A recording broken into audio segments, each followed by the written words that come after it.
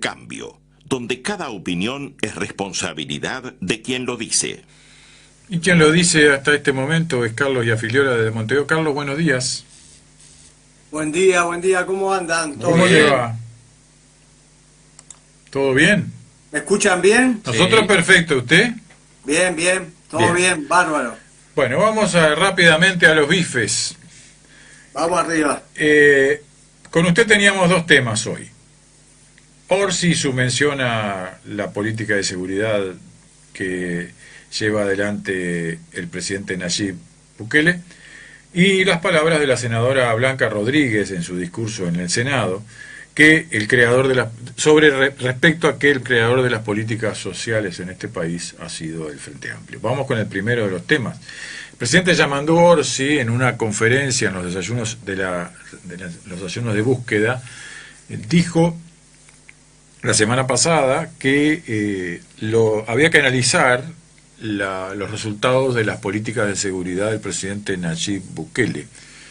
Luego, esto generó una serie de reacciones, tanto a favor como en contra, y terminó con una explicación del secretario de Presidencia sobre los dichos del presidente, sobre otras explicaciones de dirigentes afines al gobierno sobre los dichos del presidente, como que el presidente necesitara tener intérpretes sobre sus palabras, pero la realidad es que el presidente citó a la política de seguridad que lleva adelante el presidente Bukele en El Salvador, un país donde la tasa de homicidios era la más alta del mundo y hoy es la más baja del mundo.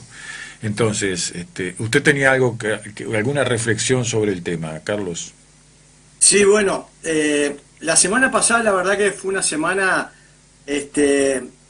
bastante productiva desde el punto de vista periodístico, porque sobre todo del lado del presidente, del gobierno, de algunos de sus representantes en el Parlamento, sobre todo de algún senador o senadora, hubieron varias cosas que obviamente generaron ruido. Pero vamos a esta en primer lugar. La semana pasada, como tú bien decías, en uno de esos encuentros que organiza el semanario Búsqueda, invitaron al presidente de la República, y siempre que el presidente de la República está frente a una rueda de prensa, esa que se da naturalmente a la salida de algún evento, alguna inauguración, o como en este caso, que era invitado especialmente, uno tiene que estar atento porque siempre hay mucha tela para cortar. Es un presidente en particular que tiene una forma de declarar muy particular, que siempre deja lecturas secundarias y terciarias. Y bueno, y en medio de esa entrevista, yo he participado en algunas, son muy formales, y con público de muy alto nivel, se tocó el tema seguridad pública, y en determinado momento él solito hace referencia a el modelo del presidente Nayib Bukele en El Salvador como un modelo a mirar, a tener en cuenta. Las palabras de él no fueron mucho más que esto, porque en general él suele, no solamente en este tema, en casi todos los temas, él suele tirar píldoras, no profundiza demasiado, tira algunas cuestiones, pone caras, la verdad que es para que lo estudien quienes están en estos temas, pero tiene una forma de decir las cosas y de acompañar con sus gestos y demás que es muy particular, pero tira esa punta y obviamente genera ruido político. ¿Por qué? Y porque, a ver, la izquierda en general, yo diría casi toda directamente, ha estado cuestionando durante todos estos años lo que viene siendo la política del presidente Bukele en El Salvador. La han tildado de autoritaria, de violar los derechos humanos, es decir, el rosario de adjetivos negativos respecto a las políticas de seguridad que aplica el presidente Bukele en El Salvador, de parte de la izquierda, ha sido enorme, enorme. Yo recuerdo simplemente porque además ustedes fueron testigos cuando estábamos en medio de la campaña hacia las elecciones internas, en la elección pasada, el 2024, yo como precandidato presenté un plan, el plan Impacto con K. ¿Y por qué usaba esa K? Justamente porque era un plan armado de alguna manera a la medida del presidente Bukele, que tiene otra K, en El Salvador. Y yo decía, sin ningún problema, en el desarrollo del plan, que tenía una cantidad de aristas, decía, sin historias, que en muchos temas era casi un copio y pego de lo que estaba desarrollando el presidente Bukele en El Salvador, y que venía y viene dando excelentes resultados desde el punto de vista de la seguridad pública, de lo que tiene que ver con un país que durante muchísimo tiempo estaba en los primeros lugares de asesinatos, de muertes, etcétera. Bueno, hoy obviamente esa realidad cambió, radicalmente cambió esa realidad. Hoy es un país que permite que los ciudadanos que van a trabajar, los estudiantes que van a estudiar, etcétera, se puedan manejar. Yo veía imágenes el otro día que venían de El Salvador y lo notaban, lo marcaban como una cuestión significativa, ver niños que yendo a estudiar solos, caminando por la calle, cuando eso era impensado en El Salvador hace un tiempo atrás. Bueno, El Salvador cambió claramente desde el punto de vista de la seguridad pública, claramente. Y la izquierda lo que ha hecho hasta ahora, no solamente la izquierda, digamos las cosas como son. Acá en el Uruguay, cuando se nombra la palabra Bukele, cuando a mí me tocó presentar en marzo del 2024 ese plan Impacto, recibí críticas de todos lados, inclusive de partidos que integran la coalición republicana y que deberían tener una visión mucho más dura respecto a lo que hay que hacer en el tema de seguridad pública. Vinieron críticas, pero la izquierda en primer lugar criticó y viene criticando el modelo de Bukele, y que el presidente de la República, cuando se toca el tema de seguridad, haga una referencia a lo que viene haciendo Bukele como un modelo a estudiar, ya solamente la mera mención genera ruido, y debe haber generado ruido no solamente que lo vimos en la oposición política y obviamente en distintos estamentos de la sociedad, sino también dentro de la propia izquierda. Generó ruidos que el presidente de la República hiciera referencia a Bukele. Ahora, eso es lo que pasó. ¿Qué es lo que uno puede pensar o esperar de una definición de este tipo? Francamente, yo al Frente Amplio lo veo con dificultades en el manejo del tema seguridad pública. No creo que esté pensando en aplicar un plan al estilo Bukele, no creo. Tendría que morir y nacer de nuevo la izquierda uruguaya para que eso sucediera. No creo que estén pensando en un plan de ese tipo. Lo que, en el fondo, yo creo que esta tirada de Orsi, de nombrar a Bukele y demás, y parecer que va a ser el presidente de mano dura, fue una guiñada a muchos ciudadanos que obviamente, y cada vez son más, ven el tema de la seguridad pública de nuevo como un grave problema en el país, y fue una especie de guiñada que le hizo para decir, miren hasta dónde estoy dispuesto a llegar, hasta pensar en aplicar un un plan como el que aplica Bukele en El Salvador. Carlos, si me permite una pregunta, Sí. un comentario para ver su opinión. Ayer el presidente del Frente Amplio, el señor Fernando Pereira, dijo que el Frente Amplio había cometido de alguna manera el error de considerar durante mucho tiempo la inseguridad pública como un tema de sensaciones, y que hoy reconocen ese error, que no es una sensación, que existe y que es la principal preocupación de los uruguayos. Uno Y por recuerda a eso, Bonomi también, ¿no? ahí Diciendo está. mucho esa frase. Ahí está.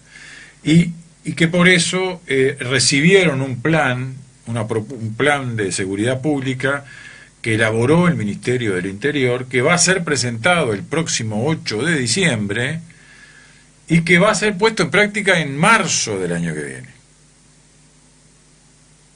Sí, digo, desde la oposición política se viene poniendo arriba de la mesa desde hace rato el tema de que todavía el Ministerio del Interior, es decir, el actual gobierno, y ya tiene unos cuantos meses de estar funcionando, no puso un plan nacional de seguridad, no lo puso. Y está por tener familia el gobierno, ¿no? ¿Eh? Está para tener familia el gobierno, ¿no? Sí, totalmente. Está totalmente. cumpliendo 9 meses de gestión. Totalmente. ¿Y qué pasa? El argumento que se había puesto arriba de la mesa, o que se estuvo poniendo hasta ahora, por lo menos va a dejar de ser el argumento, arriba de la mesa era el tema de que le faltaba presupuesto para hacer cambios, etcétera, y que por eso todavía no habían armado un plan de seguridad, o no lo habían presentado.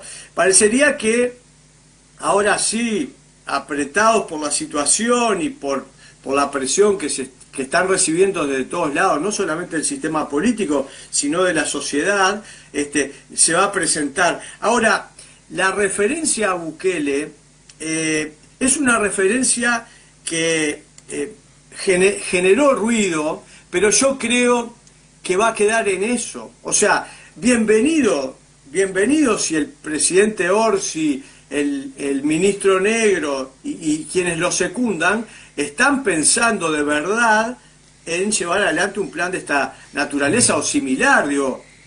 No hay una diferencia también, viéndolo en modo general, no hay una diferencia también en cuanto al modelo de delincuencia que hay que atacar. Una cosa es el modelo de delincuencia que se está atacando en El Salvador, que se está combatiendo, y otra aquí en el Uruguay, que afortunadamente quizás no hemos llegado a esos niveles de violencia. Sí, bueno, Marcelo, a ver, es cierto que hay diferencias en el punto de partida, de lo que vivía El Salvador a lo que vive el Uruguay. Es cierto eso. Es cierto que algunos fenómenos, como por ejemplo el tema famoso de las maras, esas bandas criminales que operaban, ya queda muy poco en El Salvador, en Uruguay no existe, pero a ver, lentamente, Marcelo, y esto no es una valoración política con camiseta puesta por quererle pegar al gobierno o a la izquierda, lentamente, nos estamos acercando a situaciones similares. Eso, ahí coincido, sí, totalmente. Y bueno, Sí, entonces, porque el fenómeno del avance del narcotráfico y las bandas y las muertes y los ajustes de cuenta cada vez es más frecuente en nuestro país. Entonces, Carlos, ¿cómo sí. hizo Bukele en El Salvador, seguramente con otra legislación, en otra situación de país? ¿Cómo hizo Bukele para bajar los altísimos índices de delictivos a la situación actual? Bueno, aplicó una política de shock fuerte, en primer lugar en el tema represión. Claramente en el tema represión aplicó una política fuerte de verdad, no solamente con la fuerza básica que todos solemos utilizar y pensar de la policía, dándole mayores elementos, dándole mejores remuneraciones a la fuerza policial, pero mejor armamento, mejor tecnología, no solamente desde ese lugar, sino que la reforzó con presencia militar. Es decir, en primer lugar, puso el peso del Estado en serio en reprimir. Y se metió, pero no se metió tipo operativo. Yo tengo todas las referencias porque cuando armamos el plan, fui leyendo, me iban mandando información de allá. Tenemos un amigo allá que está vinculado justamente a los temas de seguridad pública y que ha estado cerca del gobierno de Bukele, nos iba mandando. No solamente se metió tipo operativo, como ha pasado en el Uruguay, que yo obviamente lo festejo, cuando van a un lugar, están un día, hacen requisas, no, se metió y se quedó en algunos lugares,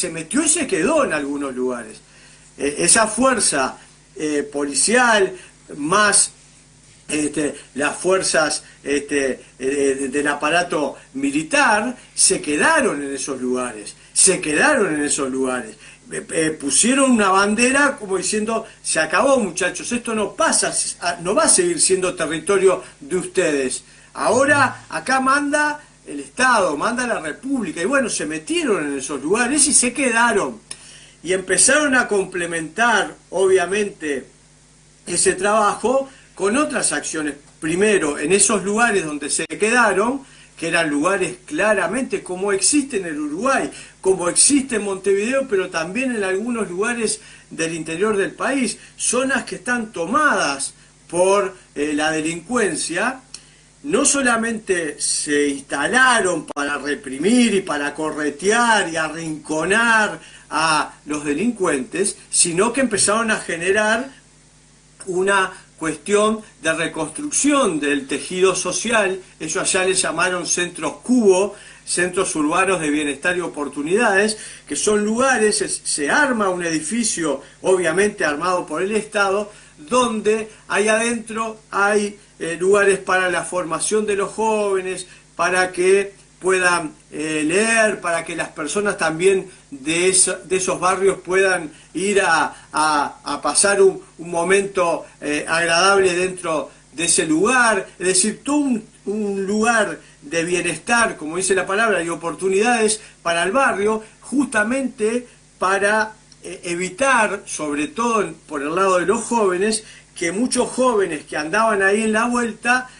terminen dando el paso equivocado frente a no tener oportunidades, etcétera, de ingresar en estas bandas criminales. Bueno, esos centros cubo, ya creo que en este momento en El Salvador hay, si no me equivoco, 10 o 12, puedo tener la información acotada, capaz que hay algunos más, pero pasaron a ser lugares de oxígeno en esas zonas. No solamente están las fuerzas represivas, sino que también hay lugares donde además se pueden llevar adelante trámites desde el punto de vista formal del Estado, etcétera. Es decir, un lugar que en ese barrio empieza a ser una isla y le empieza a devolver a los vecinos las ganas de quedarse, porque eso que pasaba en El Salvador empezó a pasar desde hace rato acá en el Uruguay. Gente que se quiere ir, que nació en un barrio, sus padres nacieron en ese barrio, pero están deseosos hace mucho tiempo de irse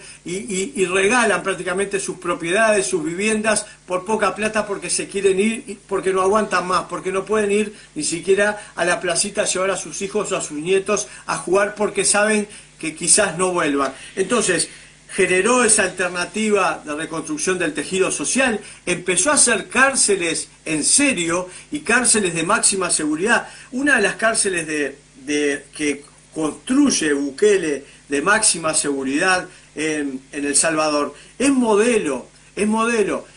Se la suele usar del lado, obviamente, de la mirada de izquierda, de la mirada que ataca el modelo de Bukele, como un lugar donde se violan los derechos humanos, etcétera. Pero todos hemos visto imágenes que llegan de que, bueno, que el que le pasó por arriba de la ley, el que delinque, sabe, y sobre todo los peligrosos, los que están llevando adelante una acción desde hace mucho tiempo con estas bandas criminales que ya tenían decenas de homicidios, centenas de homicidios, por ponerle una cifra vaga y corta, bueno, van a tener que cumplir la pena, pero en serio, sin que pueda entrar ni salir a esos lugares nada que no tenga que entrar ni salir, nada de que adentro manejan droga, que manejan celulares, no, una cárcel de máxima seguridad en serio. Entonces, con estas medidas, obviamente, tuvo que ser acompañado esto también de algunos cambios en la legislación. Digo, estas cuestiones no se hacen de un día para el otro, y obviamente que necesitan el marco. Pero lo más importante acá es entender en qué situación se encuentra y tener voluntad política y tener coraje y agallas para llevarla adelante. Ese es el gran tema. Y me parece que a todas luces, sacándole las cosas que puedan no gustarnos, porque hay cosas que quizás no nos gusten de algunas de las cuestiones que se puedan estar haciendo hoy en El Salvador o quizás en algún otro lugar, porque hace poco hubo una movida muy fuerte en Río de Janeiro, todos los vimos y aparecieron las críticas, pero pregúntenle al vecino de bien que vivía en esos lugares de hace muchos años con el corazón en la boca, si la cuestión no cambió y no empezó a cambiar positivamente. Y claro, aparecieron las críticas y aparecieron los mensajes de tratar de tirar abajo lo que fue el operativo, que fue arrinconar y desarmar a las bandas criminales, de que, bueno, mirá cómo terminó tal muchacho. Bueno, pero digo, a ver, yo lo he dicho más de una vez, y no tengo historia en volverlo a decir. Si yo en una balanza tengo que poner de un lado los derechos humanos de los delincuentes y del otro lado de la balanza tengo que poner los derechos humanos del 99,9% de la sociedad, me juego a defender los derechos humanos de la sociedad en su conjunto, de doña María, don José, de las personas que quieren vivir en paz en su país. Y digo, me parece que la referencia que hace, volviendo a lo del país, la referencia que hace Orsi, me parece que es más una... es un gran discípulo de Mujica. Ustedes recuerdan lo que era Mujica, ¿no? Sí. Que había acuñado aquella frase: como te digo una cosa, te digo la otra. Él mismo se encargaba de decir una cosa y al poquito tiempo de decir lo contrario. Acá tiene operadores políticos. Él dice una cosa, pasan unas horas y cambia y acomoda el cuerpo a lo que dijo, pero después tiene una cantidad de laderos políticos que salen a terminar de armar el discurso y a justificar lo que dijo el presidente, pero sin quedar en falsa escuadra. Me parece que lo de Orsi sobre este tema en particular fue eso. Yo no veo a la izquierda metiéndose en serio en estudiar en serio un plan al estilo Bukele. No la veo, repito, tendría que morir y nacer de nuevo la izquierda uruguaya. No la veo, pero bueno, si por ahí hubiera una puntita de esperanza, bienvenida. ¿Qué perspectivas ve usted para la seguridad pública entonces? Y bueno... ¿Más de lo mismo? Y hasta ahora no hemos visto... A ver, yo no, a mí no me gusta etiquetar... Porque hay una realidad, Carlos, que objetivamente las políticas de seguridad que se establecieron a partir del 2005... más o menos durante 19 y 24, con algún cambio, si es cierto, que trató de darle más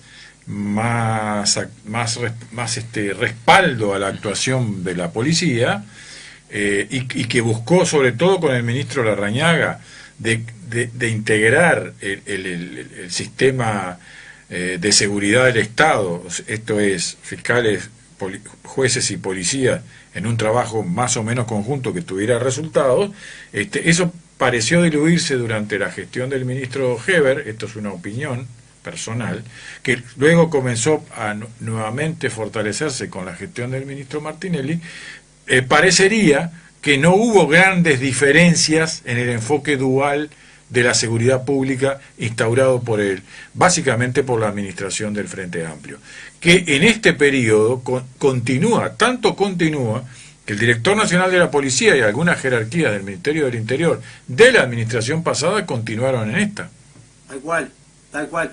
Sí, a ver... Con lo cual la seguridad es una política de Estado, aunque no esté dando los resultados que se esperan. Totalmente, a ver, de acuerdo con ese análisis que hacías, a ver, yo vi dificultades antes de que asumiera el gobierno de la coalición republicana, claramente, todos recordamos básicamente las gestiones de los ministros que estuvieron en los 3 gobiernos del Frente Amplio, pero sobre todo la de Bonomi, y era obviamente una política de seguridad pública que tuvo dificultades de todo tipo, pero además había también en lo conceptual, en lo ideológico, esas posturas históricas de la izquierda, lo de siempre, ¿no? Que en realidad el delincuente es una víctima de la sociedad y se lo miraba desde ese lugar. Desde ese lugar se gobernó durante los 3 gobiernos del Frente Amplio.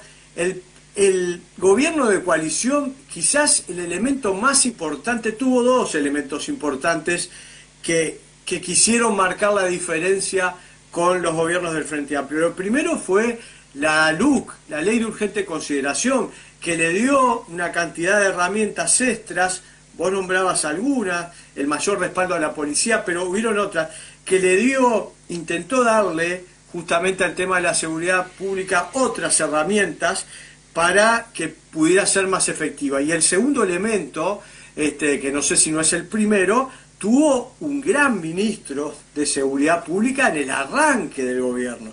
El ministro Larrañaga era el que calzaba los puntos de la situación que estaba viviendo el país. El ministro Larrañaga era el ministro por excelencia.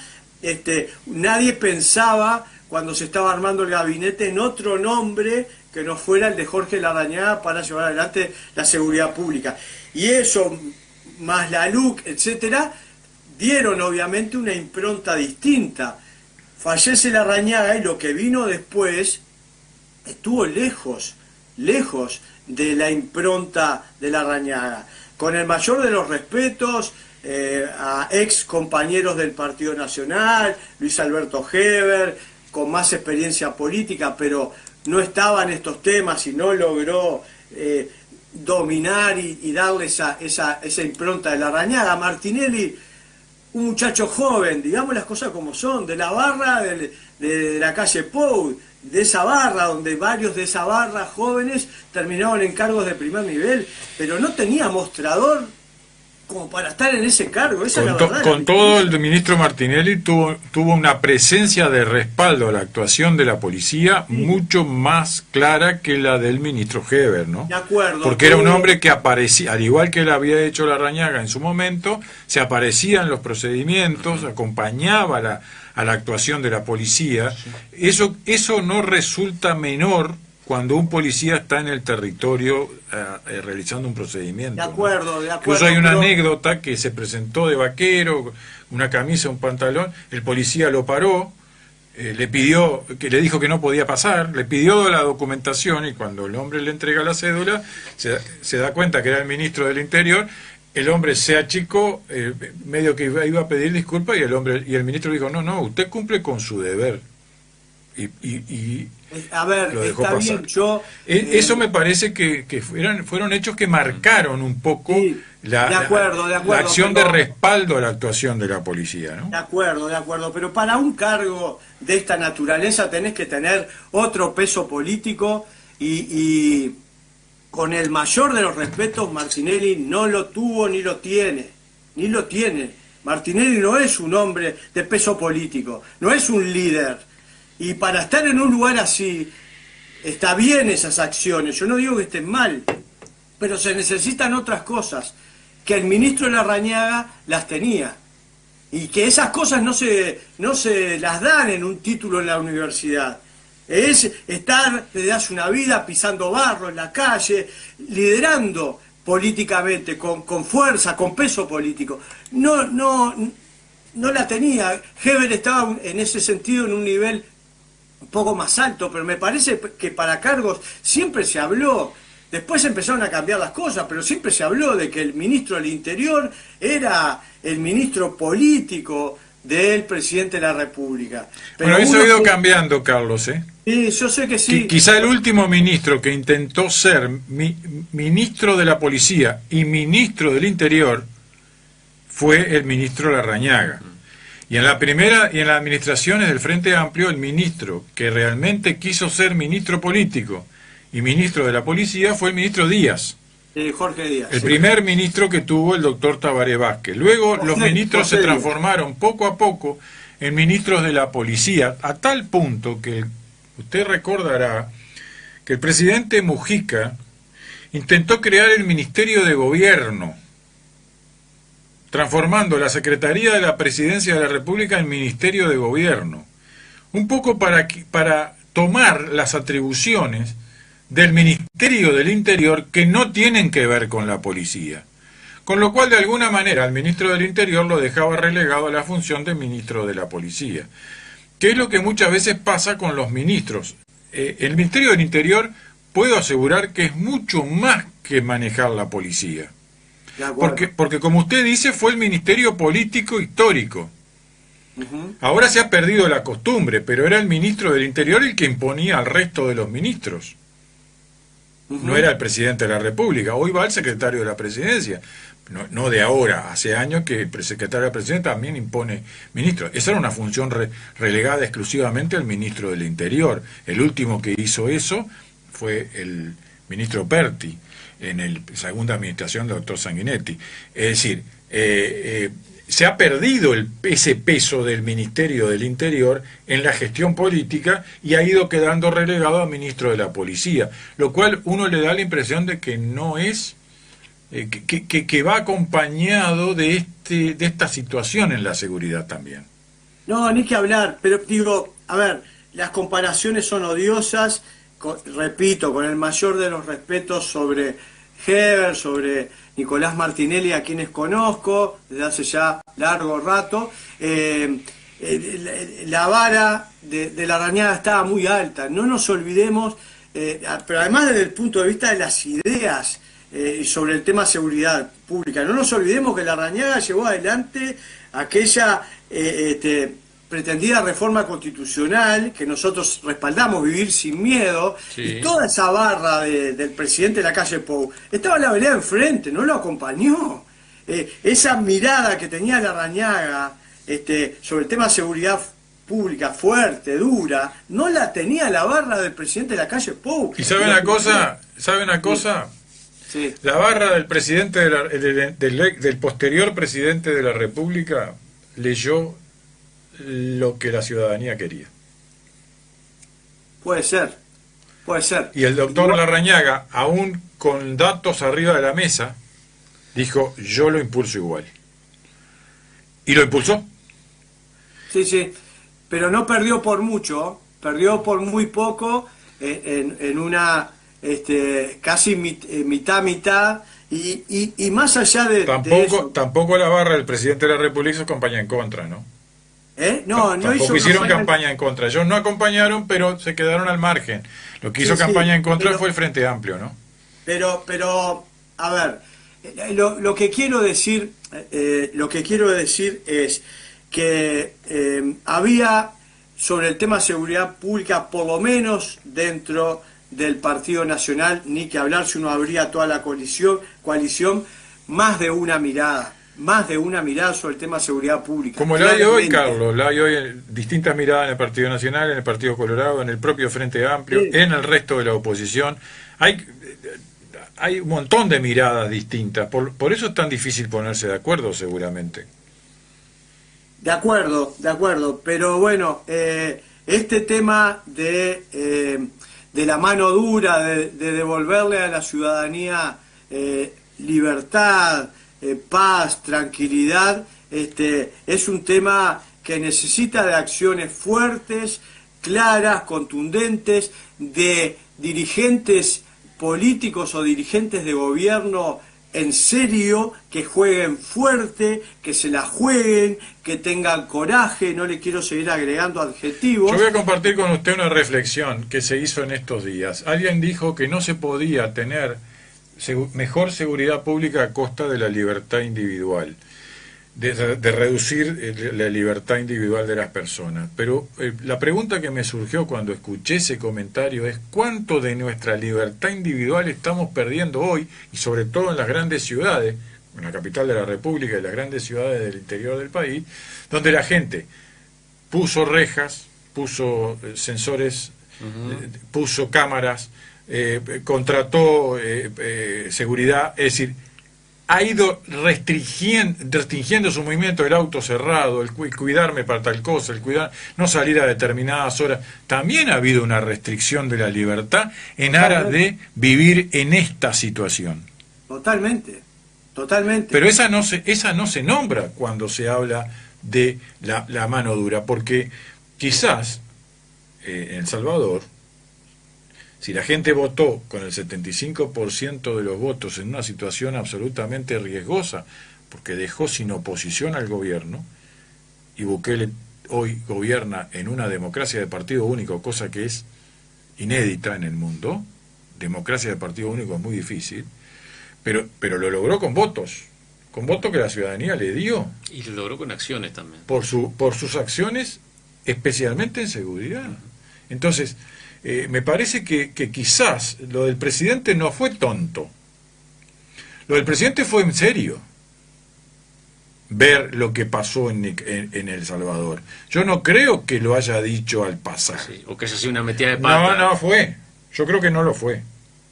Yo creo que fue un globo sonda para ver cómo caía entre los propios más que entre los ajenos. Quiero pensar en eso. Es una opinión personal. Veremos. Por eso digo, capaz que no pasa nada, pero yo creo que la intención del hombre no fue largarlo porque sí. Porque yo creo que de tonto el presidente no tiene nada, ¿eh? Si no, no estaría donde está. A ver, yo comparto, y por eso dije que le habría una carta de crédito que abrigaba una esperanza, una pequeña esperanza de que de verdad se estuviera evaluando el tema de un plan similar, o tomar algunas cuestiones del plan Bukele en el Uruguay. Ojalá sea así. Yo tengo mis dudas si esto no es más una de las clásicas afirmaciones de Mujica que unos días después las contradecía, o su propio, como en este caso, su propio elenco las contradice. Veremos qué pasa. ¿Sabe lo que pasa, Carlos? Si esto no se resuelve, también es probable que el sistema político tradicional quede en jaque. Porque el hartazgo, hoy los niveles de preocupación de la gente indican que el 49% de la población está preocupada por la seguridad, según la última encuesta de Equipos Consultores. Que antes estaba rankeando en el segundo o tercer lugar. Claro. Ahora eso ha ido subiendo. Era la primera preocupación en las elecciones, volvió a ser la primera preocupación a 9 meses del nuevo gobierno.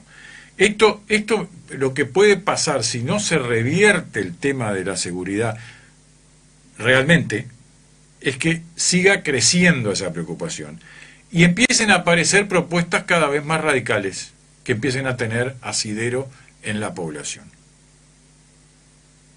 No, bueno, ni que hablar, estamos frente a un problema de los más graves que tiene el Uruguay, no de ahora, es de hace largo rato, y bueno, y está claro que hay que abordar. Digo, dejo una puerta abierta a esperanza a lo que dijo Orsi, de que no sea, como vos decías, un globo sonda, que de verdad lo están evaluando.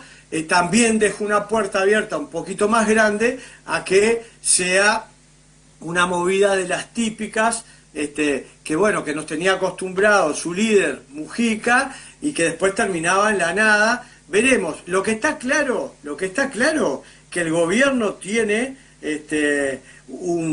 casi 4 años y pico por delante para intentar encaminar o resolver definitivamente este tema, y bueno, y tiene que empezar a meter cuanto antes cabeza y mano en este tema, porque la cosa viene complicada. Ese es el panorama sobre la seguridad pública. Yo no sé ni qué hora estamos, pero... Ya estamos casi en las 10. Le damos unos minutos para iniciar el tema del siguiente tema. Ahí va. No, por eso, porque quería por lo menos tirar el otro hecho que me pareció también muy...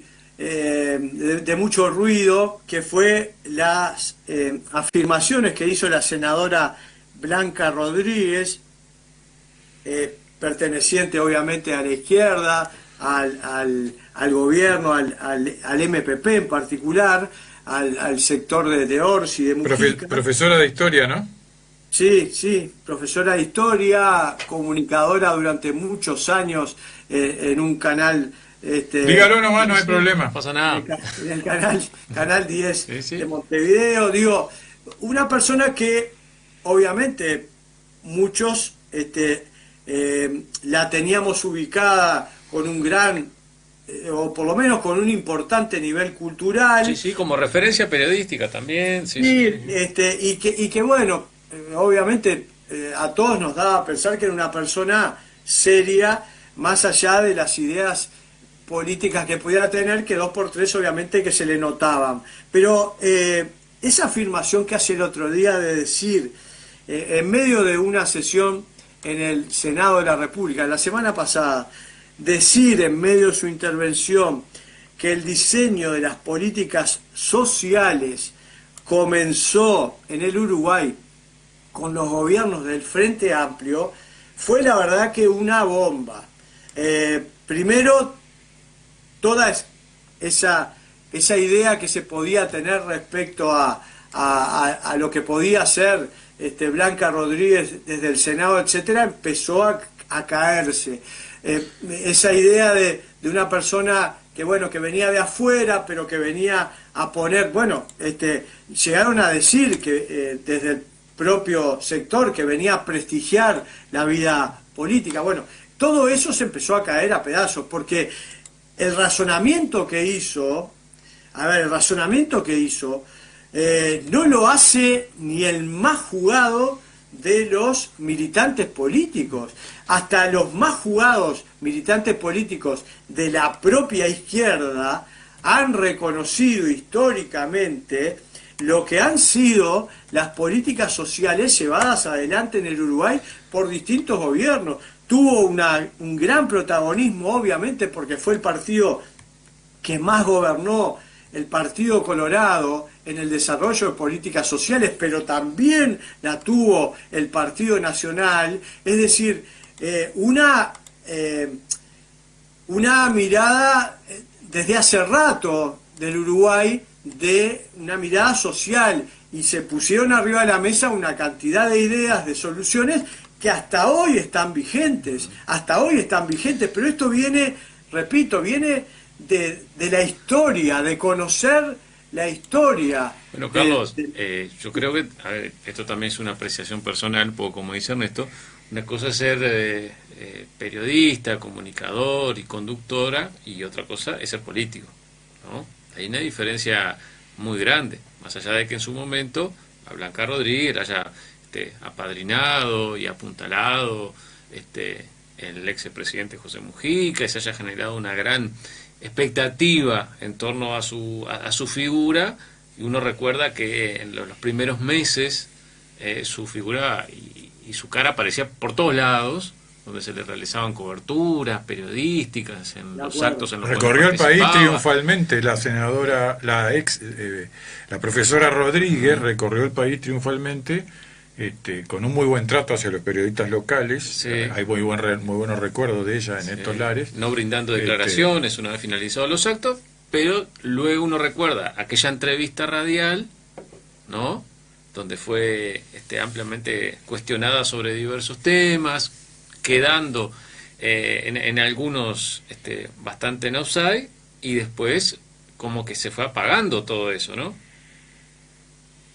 Sí, digo, a ver, en lo previo no es garantía de nada, nada.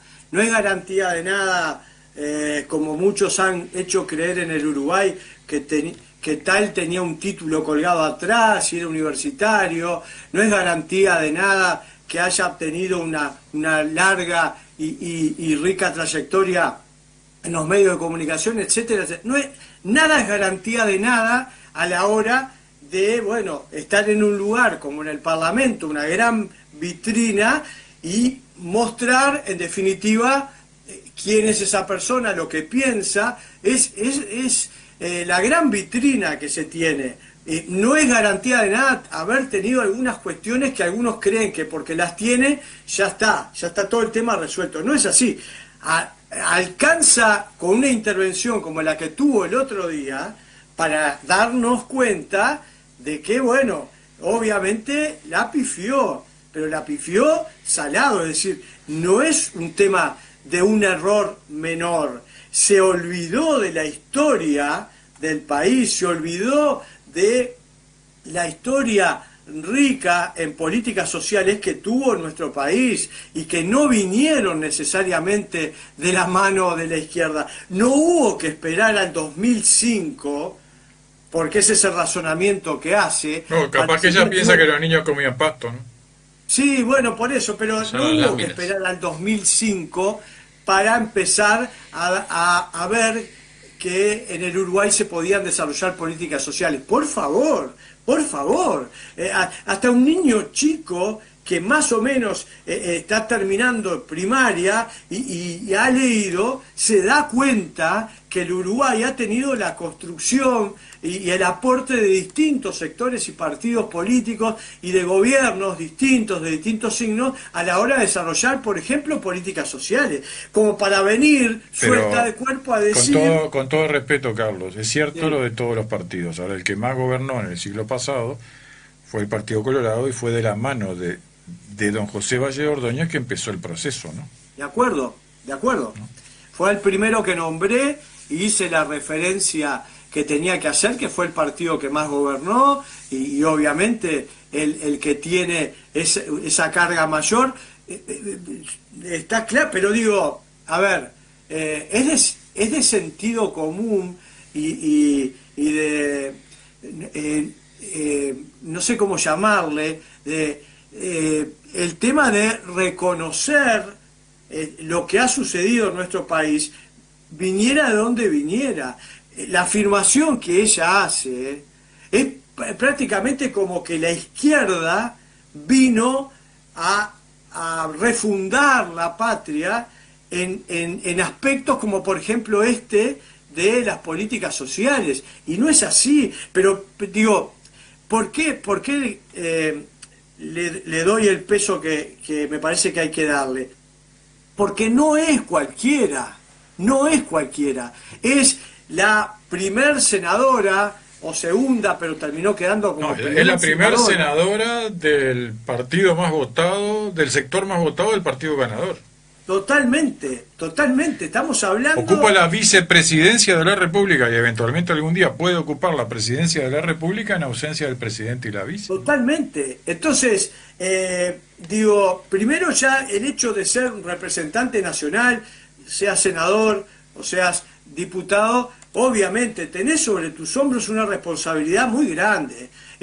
Parece que porque están en un grupito donde hay 20 o 30, depende del quórum que haya, podés decir lo que quieras. No es así.